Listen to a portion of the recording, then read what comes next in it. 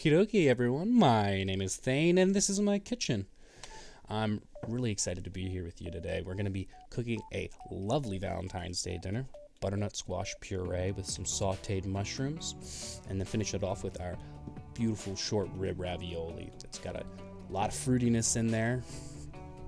And so the first thing we want to do is we want to start with the longer projects, what's going to take long, and things that we can kind of put in the oven or put on the stove and forget about. And that first thing is our butternut squash. So remove that sticker out of there. You don't want to have that in your food because that does not taste good. Put a little bit of a neutral cooking oil, like canola or corn oil, anything like that. A little bit of salt and pepper. The butternut squash itself has a very thick skin. So a lot of seasoning here is not going to do it super good because we're going to just season the inside when we make the puree itself. And that's gonna, oh, look at that. Somebody needs to pull up his pants. He got plumber crack. Here we got a couple of shallots, and we're just going to prep the rest of our vegetables and herbs. We want to get them all cut and prepped ahead of time. So get a bowl for each thing that we're preparing, and then put everything in its own separate container so it makes your cooking, when you're actually applying heat, so much faster and more organized. A messy station is a messy something. I didn't pay attention during that part in culinary school. So here I got our shallot. Just if you've ever handled an onion, it's very similar. Remove both ends, cut long ways, chop, run your blade over it a couple more times just so that everything is cut evenly. Now here we have an ingredient you might not have seen before called an oyster mushroom. And I'm a really big fan of oyster mushrooms. They have very meaty flavor and not like an oyster at all. Here we have some baby portobello mushrooms. Remove the stems and you can use those for either some kind of stock or any other kind of liquid like soup. And just to add a little bit more flavor, but they're so woody that they're not going to cook down right in what we're doing today. So remove those stems. And the oyster mushrooms, they kind of grow in a clump. So you just want to cut the bottom of the clump and you can just pull the rest of those mushrooms apart. For our baby portobellos, we want to slice those real thin. They don't have to be like paper thin. Just kind of go real quick. This doesn't have to be rocket science here. And the oysters, you're just going to run your knife through those real quick like I do here. They're already pretty thin, so there's not much you have to worry about. Look at, I'm not measuring or anything. They does not have to be exact. Put them in a bowl, make sure that everything's the same size. We want to make sure that all of our food's in the same, when we're cutting like mushrooms, all our mushrooms are cut the same way and in the same size, so they all cook the same way, and one piece isn't burnt and the other one's not even done yet. Here I have some mustard greens.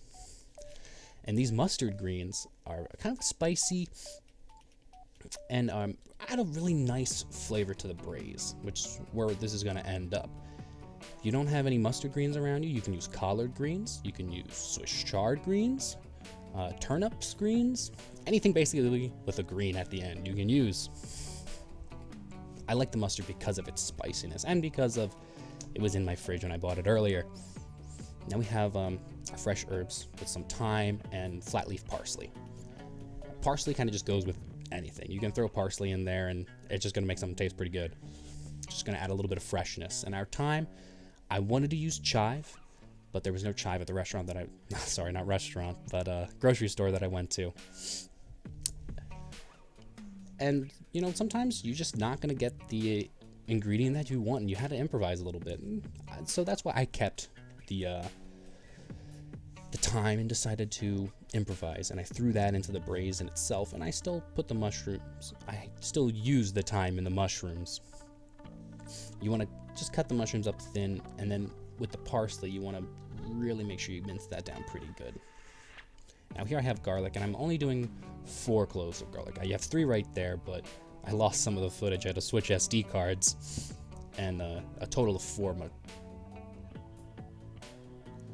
And so you want to cut that a little bit smaller. The more fine that you chop garlic, the more flavor that actually gets released into the food itself.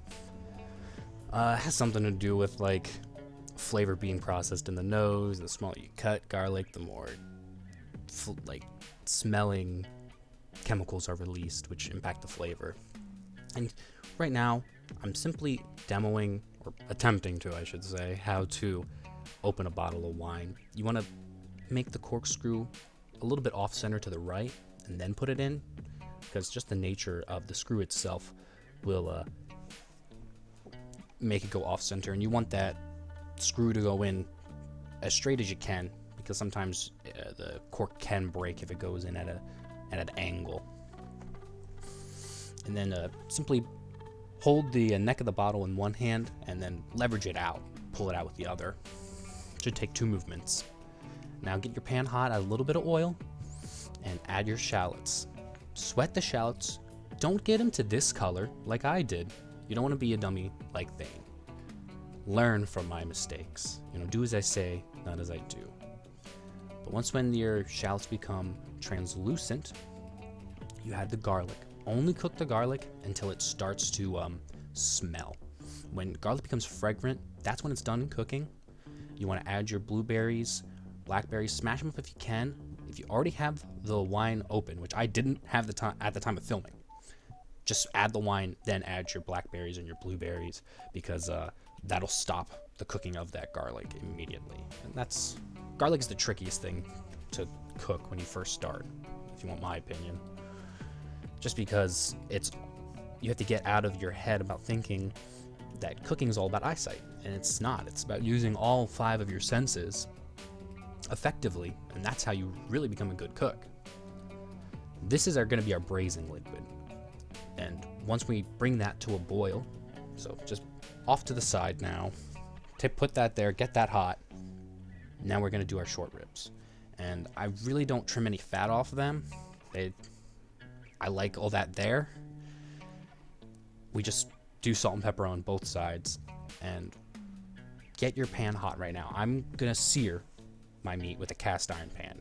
The searing is kind of a mandatory step if you want your braise to taste really good.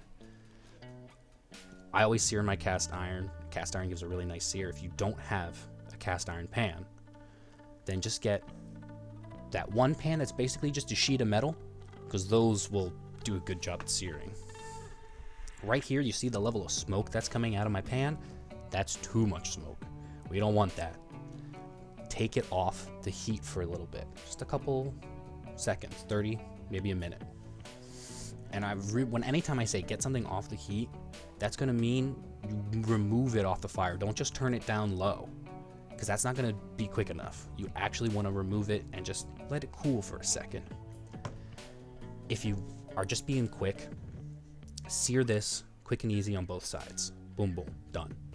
But if you want this to be like really flavorful and nice, make sure you go on each side, and don't be afraid to stack the meat on top of each other, kind of on the sides of the pan, just so that you can get all those different angles. And you want it to be that nice, beautiful brown color, because that's something called the Maillard reaction working. And the Maillard reaction, you know how you caramelize vegetables,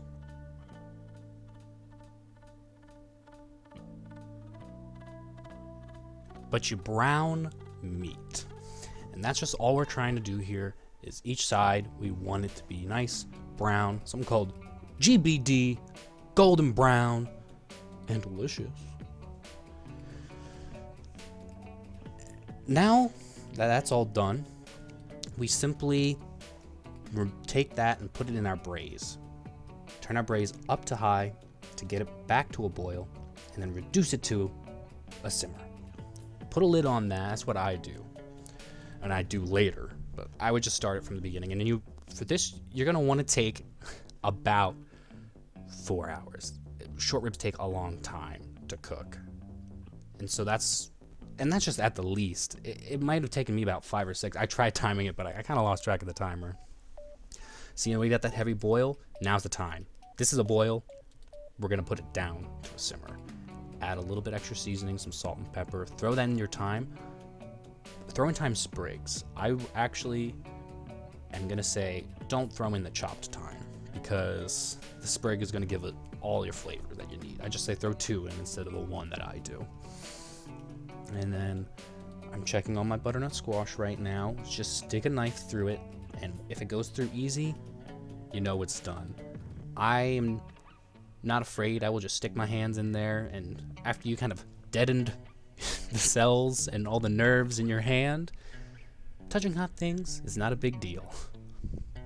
But for safety's sake, just poke it with a knife. Take it out, and I'm gonna put it on a cooling rack, and it does make it cool a little quicker, but it just depends on how much time you've kind of allotted yourself for this project, because this does take a little while. A significant amount has been edited out. Cut your butternut squash down the middle and remove the seeds, and then take all the orange stuff. We're gonna call that the meat, because that's what it is. It's referred to as the meat of this gourd, and we're gonna use that. Now you can actually give that meat to dogs. I have 2 Labradors that are currently begging because they love butternut squash, and they love pumpkin as well. So either one of those is really good for dogs that they have diarrhea. But don't feed it to them with salt and pepper. Don't give them the skin or the seeds either. Those are both not good for them. But it's a nice natural home remedy. If your dog's if its stools are a little loose, just give them a little butternut squash or pumpkin. And it's pretty cheap too. It's only like $1. So now add a little bit of heavy cream to our puree. Well, what's going to become our puree. And salt and pepper. This is actually when we're going to taste it for its seasoning. This is when it's going to get all the flavor, and it's going to be this kind of sweet and savory, and that's what we're balancing a lot here in this dish. There's a lot of sweet and a lot of savory flavors. Make sure you always do freshly ground black pepper. I'm sure you've heard that to death on YouTube, but it's super important because whole spices have so much more flavor and keep longer than pre-ground spices. They lose so much. If you have a Vitamix, then this is going to be super easy for you. But if you have a regular, just kind of run-of-the-mill blender, you're going to need to get out some kind of spatula to mix it all around. I added only 1/4 cup more heavy cream and probably 2 tablespoons of cold butter. I wouldn't recommend the heavy cream unless you want it thinner. I would recommend the butter though, because that's going to add it's going to emulsify in there and just give it a little bit more lusciousness, unctuousness, and volume that it's not really missing, but it's always nice to have a little bit more of. And really just mix it around. If it's not a good quality blender, it can still be done as I'm showing you, because this is not the best blender in the world. Just hit it on pulse a couple of times or blend. Just get it as thin as you can. If you want to be super elaborate, you can get some cheesecloth or chinois, if you know what that is, and you can pass the puree through that. But I really don't think it needs it here. It already gets super duper thin, and there's not a lot of not thin, sorry. It already gets super duper pureed. There's not a lot that's left over from just putting it in a blender.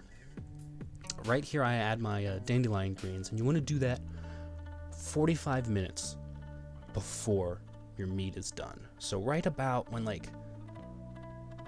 you pull a bone out of the short rib, if you have the bone-in short rib, about as soon as you can pull that bone out, that's when you should add your greens. And here I'm doing my mushrooms. They're not being cooked all the way. They're just getting soft. We're kind of just pre-cooking them so that at the end, when I do want to finish it off, all I have to do is get a sear on it, get it hot, and add the herbs, and that's it. And we're going to do another tiny little step that I think does go a long way to adding a lot more umami and adding just a lot more depth, is right here. You see me go and grab some black vinegar. You can find some, I don't do it yet. I thought I did, but I don't. You can find black vinegar in your local Asian market around the Chinese section, and I love black vinegar. If you go to your American Chinese restaurant, you get the fried dumplings.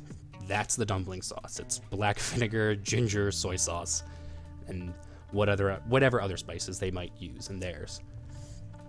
It's kind of got almost this anisey flavor, and it's kind of on the sweeter side of vinegars. It's very mild.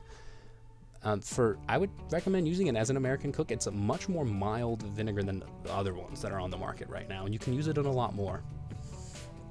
And it's really cheap. I got like a huge bottle, like 20-ounce bottle for almost like $2. Not even. And when mushrooms become what we call au sec in the business, which just means almost all your moisture is cooked off. Put your mushrooms in a container and put them in the fridge to cool down the rest of the way. Make sure you don't cover them. Anything that's going hot from a fridge, do not cover that, because more bacteria can build in that case, and that's worse. Here I have some homemade pasta dough. I love pasta, and fully intend on making a pasta video all to itself, because that's just what pasta needs. There's so much to talk about. But for this, I would say just go Google your favorite pasta recipe or your favorite cooking YouTuber. They will have a pasta recipe, guaranteed.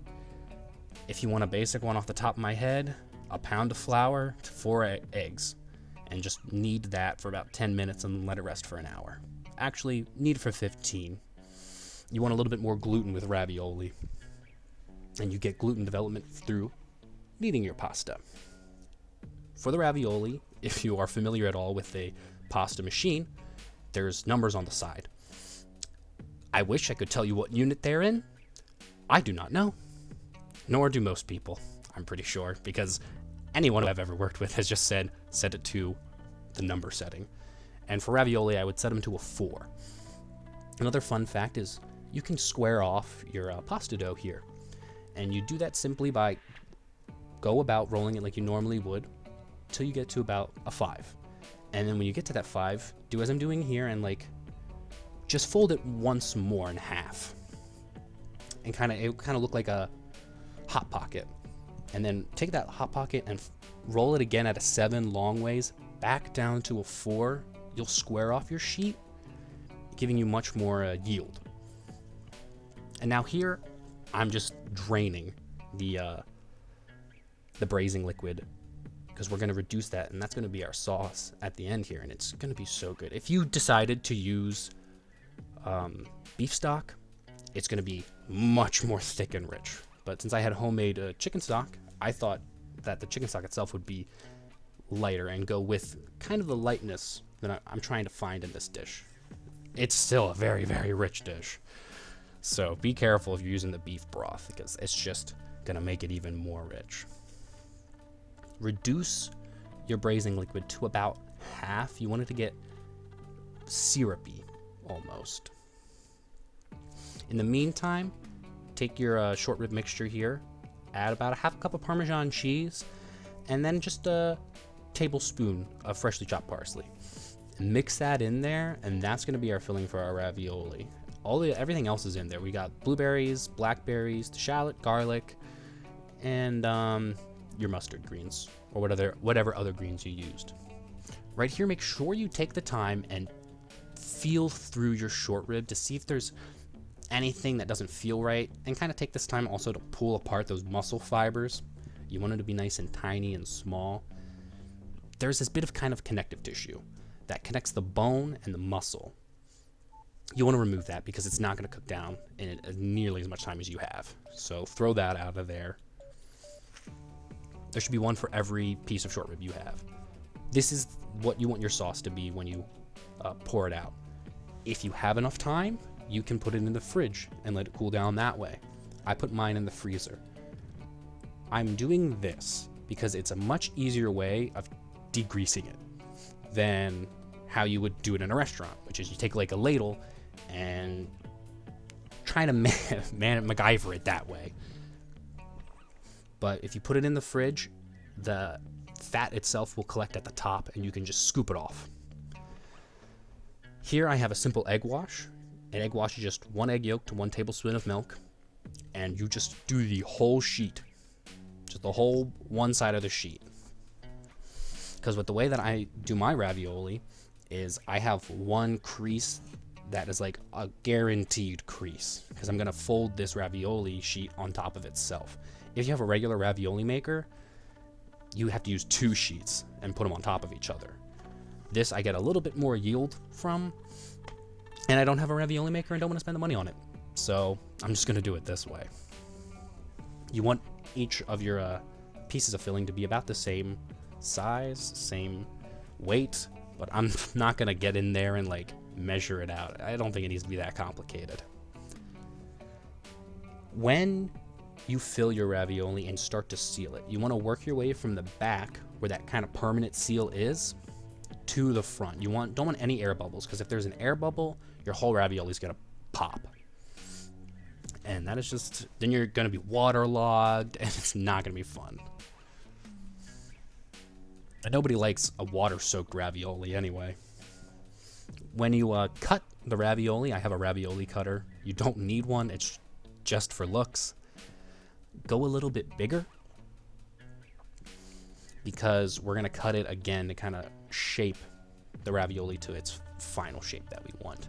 Don't cut that back crease either, because that's a permanent crease there, and if you cut it, it's gonna now have the chance of opening up. With 3 of those pretty designs on the like other 3 sides, it's gonna look nice still anyway. Nobody's gonna look at your ravioli and be like, hey, you didn't crimp all your sides. And now here we are. This is the final bit here. We're just getting everything hot. I've got a pot of water on for my ravioli. Make sure that it is salty. You should taste it. Make sure it is the same salinity as the ocean.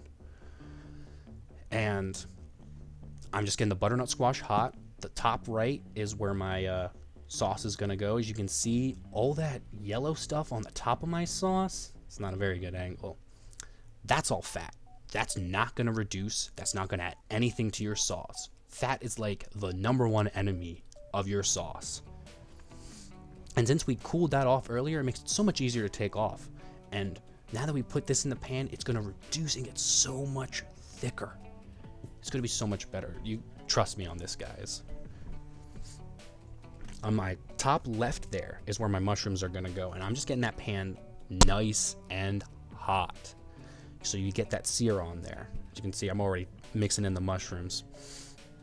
Add your thyme, add your parsley at the very end, right as you're about to serve. Get them hot for a quick second, and then you can put it down.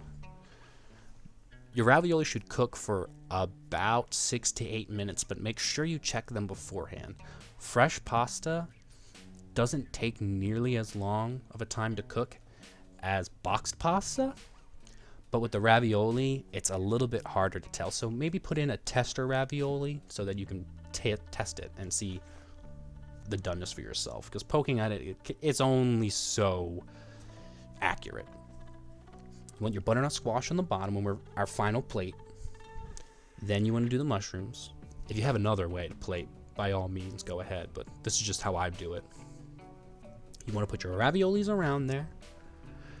I'm going to put a little bit of Parmesan cheese on top, because by golly, I love Parmesan cheese. I can't get enough of that. You never hear when the waiter comes over and he asks, how much Parmesan cheese do you want on there? You just tell me when? Boy, I don't say when. There's just a mountain. I'm going to cut that out. But we put our sauce on here now. And boy, how does that look nice. Just thank you so much for watching my video. And if I could ask, please think about subscribing and liking and even sharing. Tell me what you guys thought about this video. I really want to know, because much more is coming. I've got big plans for this channel. Well, my name's Thane, and this is my kitchen. Hope your belly stays full, guys. Peace.